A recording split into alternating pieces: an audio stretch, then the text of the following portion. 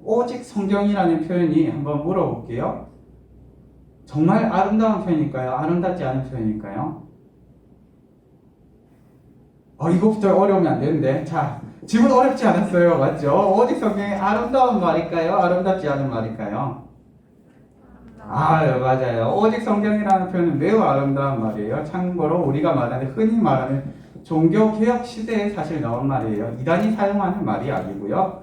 종교개혁 때에 종교를 개혁해보자 해서 나왔던 말이 사실 오직 성경이란 말이에요. 그래서 크게 세 가지 구호로 말했었는데요. 오직 성경이라 해서 솔라 스크립투라라고 말하고요. 그리고 오직 영광이라 말해서 솔라 그라티아, 흔히 은혜라고도 말을 해요. 그래서 오직 은혜라고 이야기를 하고요. 또 하나 뭐가 있을까요?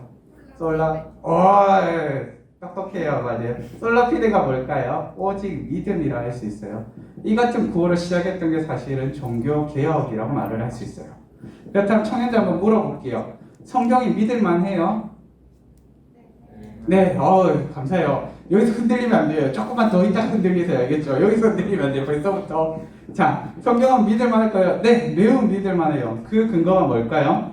첫째 근거는 뭘로 들 수 있냐면 사본이 많다는 거예요. 무슨 말인가 하니까 시대별로 해서 기록된 성경이 정말 많아요. 그 말은 무슨 말이냐면 시대별로 해서 책을 비교해 볼 수 있다는 거예요. 친구들, 조선왕조실록이 타당해요? 믿을만해요? 다들 고개는 끄덕이는데 조선왕조실 읽어봤어요? 안 읽어봤어요. 맞아요. 안 읽어봤지만 있다는 건 알아요. 맞죠? 자, 한번 물어볼게요. 조선왕조실록에 사본이 있을까요? 없을까요? 있어요? 없어요?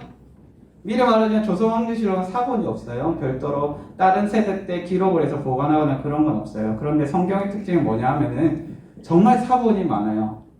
약 5,000개, 그리고 더 넘어서면은 27,000개까지도 얘기를 해요. 근데 그 말은 무슨 말이냐면 한 1,000년이라는 시간도 있고 2,000년이라는 시간도 있고 수백 년의 시간의 차이를 두고도 수많은 성경들이 발견되고 있다고요. 양피지에 있는 것도 있고 두루마기에 있는 것도 있고, 우리 어릴 때 많이 들었잖아요. 두루마기 누가 뻥뻥 태우다 해서 굴에 돌 던지고 맞죠? 발견하고 그런 거 많이 들었잖아요. 안 들어봤어요? 그런 거 안 들어봤어요? 우리 주일학교 큰일 났네. 근데 보통 그런 거 많이 듣잖아요. 그 말은 무슨 말이냐면 성경의 내용을 비교해서 이거 진짜 맞나 아닌가를 판별할 수 있는 게 많다는 거예요. 그래서 살펴볼 수 있는 게 정말 많구나. 그래서 살펴봤더니 뭐예요? 내용이 동일하다는 거예요. 그래서 차이가 없는 걸 보면서 이게 시간대별로 나눠진 것이 아니구나 하는 것을 알게 되고요. 또 성경이 타당한가요? 두 번째로 살펴볼 수 있는 게 뭐냐면 지명이나 인물이나 관련된 사람들이 너무 많아요. 사실은 관련된 지명과 인물을 다 살피면은 몇만이 돼요. 지명으로 언급되는 것도 사실 수천 개가 되고요. 그래서 실제로 우리가 소설책이라 말할 수 없다라고 표현할 수 있는 것 중에 하나가 무엇이냐면 수많은 지명과 수많은 인물들이에요.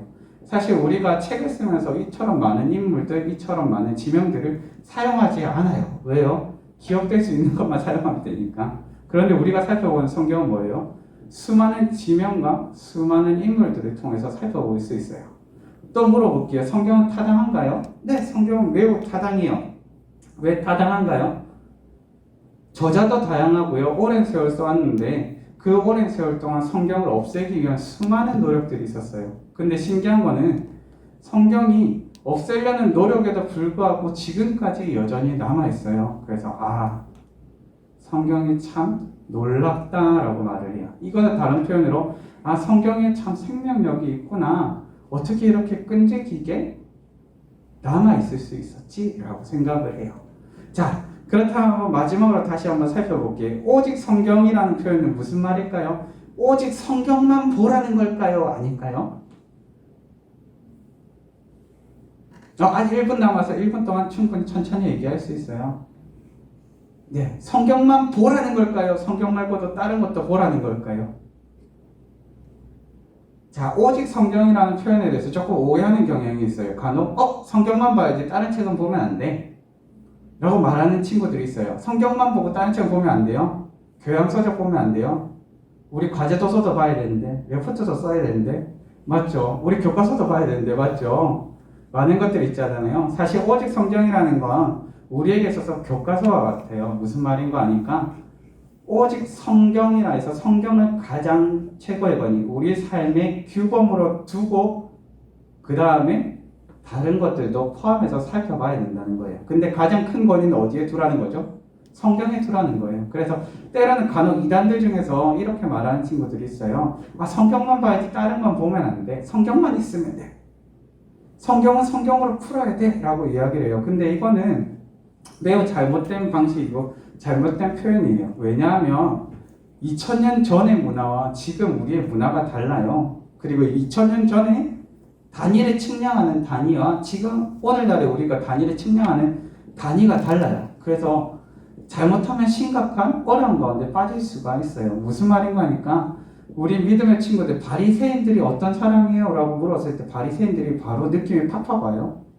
사실 잘 안 와요. 어부들은 어떤 직업이었고 목수들은 어떤 직업이었지? 목자는 뭐 하는 사람이었을까? 라고 생각이 어떻게 팍팍 들어요? 예를 들어서 목자를 예로 들어보면요. 구약에서 목자는 진짜 양치는 목자들만 생각했어요. 근데 신약에 오면 목자에 대한 이미지가 어땠을까요? 좋았을까요? 조금 나빴을까요? 조금 나빴어요. 왜냐하면 목자들은 일요일에도 일하는 경우가 있었거든요. 때로는 삭스해주고 대신 일을 시켜야 되는 경우도 있었거든요. 그래서 목자에 대해서는 비천한 직업이라는 인식이 있었어요. 그리고 목자에 대해서는 땡볕에서 고되게 일해야 되는구나 라는 인식이 있었어요. 근데 우리 주님께서는 뭐라고 말씀하세요? 내가 목자라고 말씀하세요. 그러다 보니까 사람들에게 충격이 있어요. 근데 우리는 그 충격에 대해서 잘 모르잖아요. 왜 몰라요? 문화를 모르니까요. 그래서 오직 성경이라는 건 뭐예요? 삶의 규범과 최고의 권위는 성경에 두고 다른 것들을 통하여서도 성경을 더 볼 수 있는 눈을 높여가야 하는구나를 생각을 해야 돼요. 그럴 때 오히려 더 올바르게 성경을 해석할 수 있고 그럴 때 더 올바르게 성경을 볼 수 있어요. 그래서 우리 믿음의 청년들이 오직 성경이라고 말했는데 오직 성경은 뭐라고요? 우리의 삶의 최고의 규범이라는 사실을 기억하고 성경만 보라는 것이 아니라 성경도 보고 다른 것도 보고 다른 것도 읽고 다른 것도 영향을 받을 수 있으면 좋겠어요. 좋은 신앙의 선배들이 남긴 글들, 좋은 신앙의 선배들이 남긴 고백들을 통해서 우리 믿음의 친구들이 더 온전하게 세워지길 간절히 바라보고요. 제가 말씀드렸듯이 오직 성경은 뭐라고요? 우리 삶의 최고의 규범이에요. 그래서 성경에서 기록된 것을 가지고 나의 삶의 기준을 가지고 살 수 있는 우리 친구들 되기를 간절히 바라봅니다.